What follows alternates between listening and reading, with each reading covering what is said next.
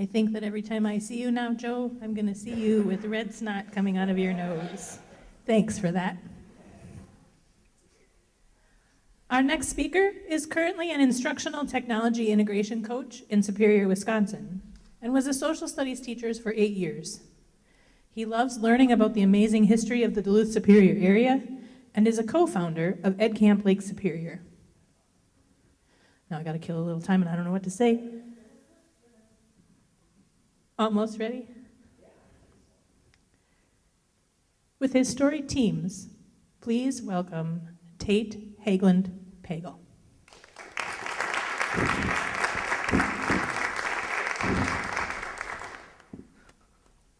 Alrighty, Mike. Well, I think I'll make Mike feel like less of a nerd for talking about Skyrim with the background and some of the things I'll mention tonight. And I just wanted to say I've played Skyrim in the last week. You're right, it's a pretty fun game. So, Tammy mentioned this event to me, and I came up with a couple of ideas of what I could do. I thought of talking about how I learned a lot about teaching from improv work, and also how I learned a lot from training 2 dogs. But a week ago this morning, I had a 9 o'clock meeting with other instructional coaches over in Superior, and I was supposed to have read 2 chapters in praise of American educators. So of course at 8 o'clock I sat down at a coffee shop to read those 2 chapters. And what I have here is a little analogy that ties in with Ignite. That pile of pallets there represents my brain.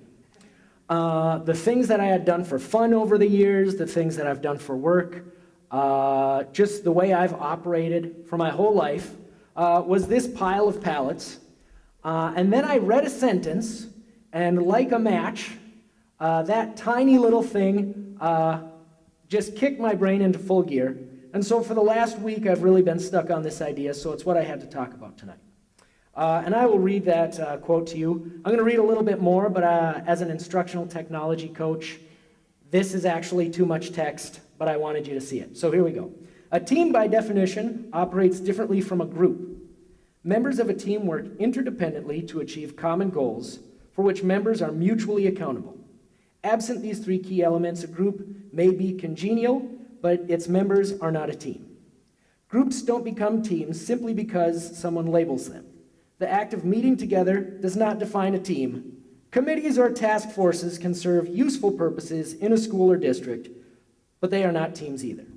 And as a teacher, you know, you're on a million committees. Mostly what my job now is meetings. But when I read that, it really struck me.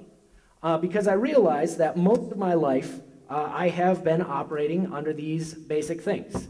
So, Dufour, pretty smart guy, says we've got to have some common goals and a vision, that our team has to work interdependently, that is, my work depends on the work of other people, and theirs depends on my work, and if I don't do my job or they don't do theirs, we can't make it happen.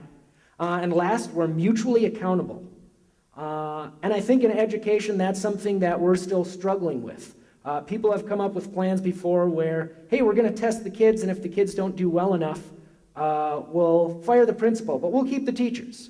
Or we'll lay off a bunch of teachers, but we'll keep the administration. It's not this idea of, no, we're all in it together, the kids, the teachers, everybody in the school. But I think more importantly, I thought of my little self as a 3-year-old parked in front of the TV, and you're going to see a lot of TV references here real fast. But the first thing that came to mind was the A-team. Of course, because team and A-team, it's 1 letter away. But really because I think this is one of the first examples I had as a little person of a team working in that same manner. So they've got a common goal, usually saving a lady from cocaine smugglers, and a common vision for the way they're going to do it. They're going to come up with some cockamamie plan.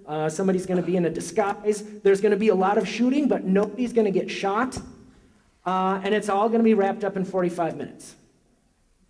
Not only that, they're mutually accountable. Hannibal, right there in the middle, is their leader. But it's not like at 22 minutes when something's gone wrong with the plan, the other guys are like, oh, Hannibal, he's the worst. No, they all pitch in and work together and make it happen. And of course, they work interdependently because each of them has their own strengths, some of those strengths overlap. But again, B.A. Baraka, Mr. T, isn't going to be the one who's always going in and charming people. That's Face's job.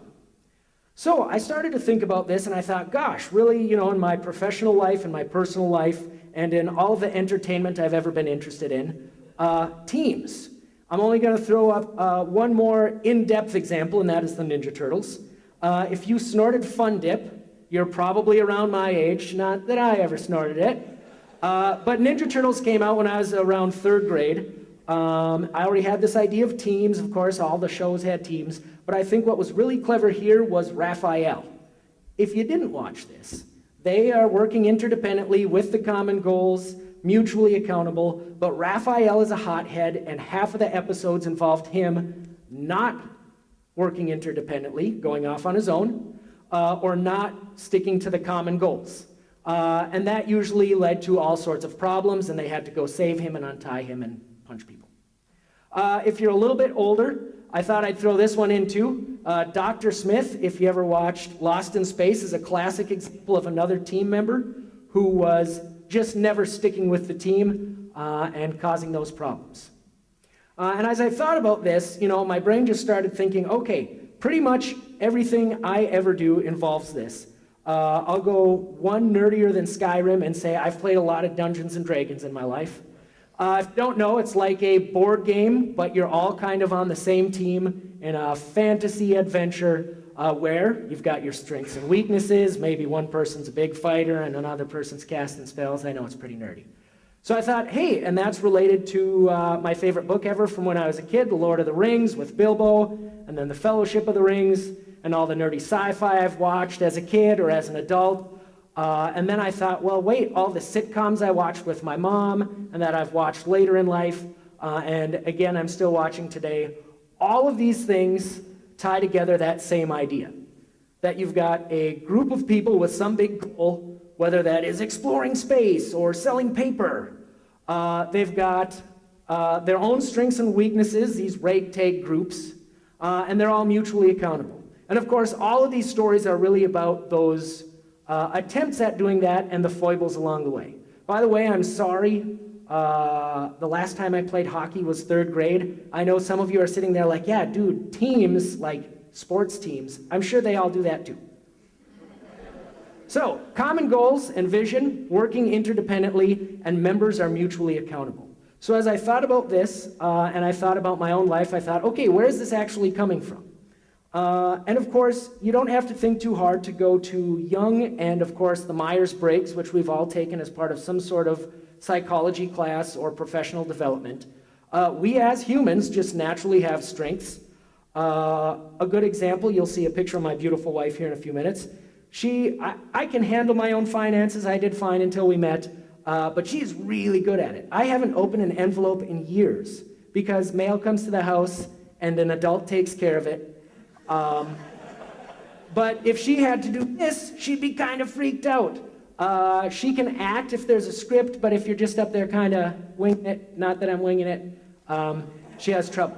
And so then I reflected, being a social studies guy, where does that really come from? And I think it comes from a few million years of evolution. I think we as humans, for a few million years, have recognized, I'm not a tiger. If I want to eat dinner tonight, it's probably better if I get together with my friends, just like these folks still do to this day, keeping the tradition alive of working together interdependently, mutually accountable. If we don't kill the thing or if we don't find the berries, we don't eat. And as I said, just the more I think about it, the more it is represented everywhere in my life, whether it's when I worked in a coffee shop, and depending on the schedule, sometimes you have an awesome team where, yeah, our whole vision is the same, or you end up kind of with the wrong person that night who leans against the counter while you do all the work. Or with my friend Meeser, building stuff in my backyard, or again, with my beautiful wife there on the dance floor with me. All of these things really go back to working as a team. So, I'm not just going to tell you the obvious thing, hey, work as a team, like you are programmed to as a human being, because you're Homo sapiens. I thought I'd give a few little pointers to leave you with. First of all, recognize your strengths. And I think this is actually something that educators, we need to get better at. is we have kids focus on their areas of weakness, and I know we need to get them to, get to certain standards, but really we need to recognize, hey, if you are really good at building things, Donatello, you're not going to have to lead the group, because someday you're going to find a Leonardo to do that for you. Likewise, as you realize your own strengths, start to specialize. Get better at it, because other people depend on you being as awesome as possible. Reflect on yourself with the goal in mind. It's important sometimes to go back to that goal and say, really, what are we doing here? And I think in education right now, that's kind of what's happening. We're really starting to dig in and say, we got all these kids in the school. What are we doing here with them? And then last, show appreciation for the other people filling in your gaps, but also don't let problems fester, whether it's a personal relationship or work relationship. If somebody's not doing their job, find the nicest way, get them chocolate or coffee or something and say, you're not doing your job, help me out. Last thing I want to leave you with is how can this work as a teacher in a classroom? Because really, if you think about it, a lot of times your class is a big, weird team.